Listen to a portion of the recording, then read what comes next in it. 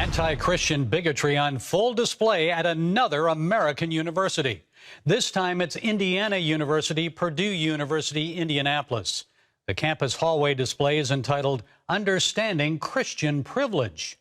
Well, here to explain is campus Reform Correspondent Jacob Stewart. Jacob, it's good to have you with us. So I'm privileged to be saved by the grace of Christ, but I don't quite think this is what the lecturer at IUPUI was sharing on that campus hallway display. So who is this professor? What did she want us to understand? Yeah, unfortunately not. So this professor, she's a lecturer of Native American and Indigenous Studies. Her name is Charlie Champion Shaw. And her display essentially attempted to connect Christianity with various oppressions in United States history. And what was more shocking than that was the fact that she labeled things like being able to have a Bible study during school lunch or being able to worship freely as examples of Christians having privilege. And, you know, it's pretty crazy because those things are pretty obviously constitutional rights afforded to everyone, regardless of religion. And unfortunately, it's not much better off campus, as the Dodgers recently had these Sisters of Perpetual Indulgence attending one of their games where, you know, if you're not familiar with them, their whole thing is mocking Christianity through drag shows.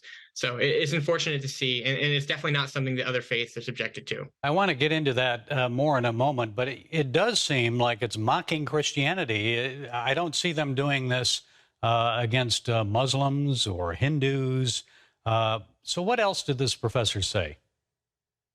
Yeah, so this professor, when it really comes down to it, the professor was accusing Christians of being oppressors because they're in a majority. And that really just shows the double standard when it comes to leftward thinking and when it comes to these college campuses that advocate for diversity and inclusion, because they'll ignore the fact that over 75% of Black Americans and Latino Americans are Christian.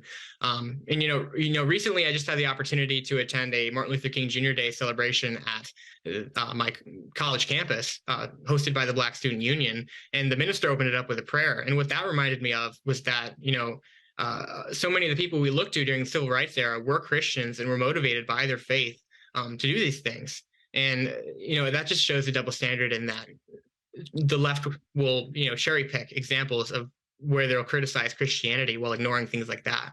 Well, she's a Native American, and there are some concerns about colonization and so forth.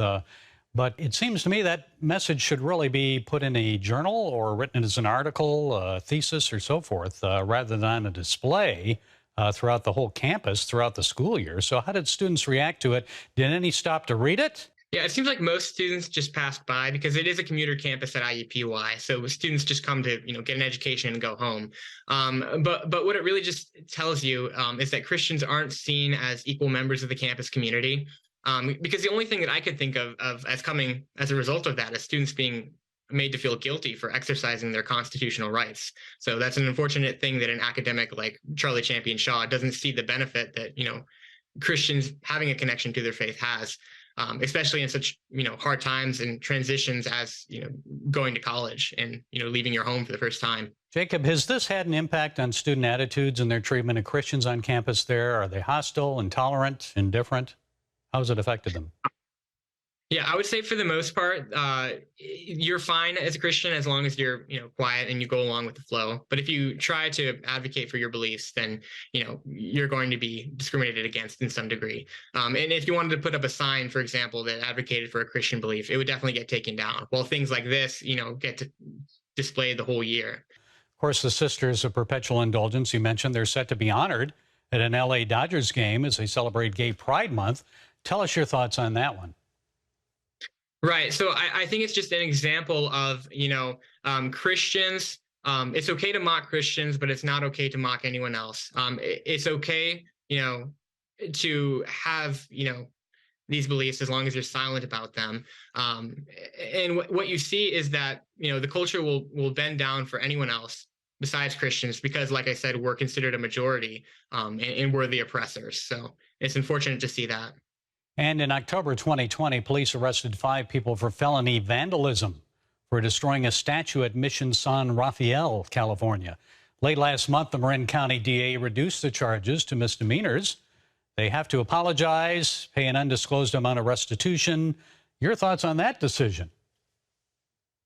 Yeah, so I think that again, it's an example of, bias. So, some people get treated differently than others because of their beliefs. So if you had the same thing happening with like a pride display or something, I'm sure that it would be the exact opposite, and people would try to get the harshest sentence possible in that case.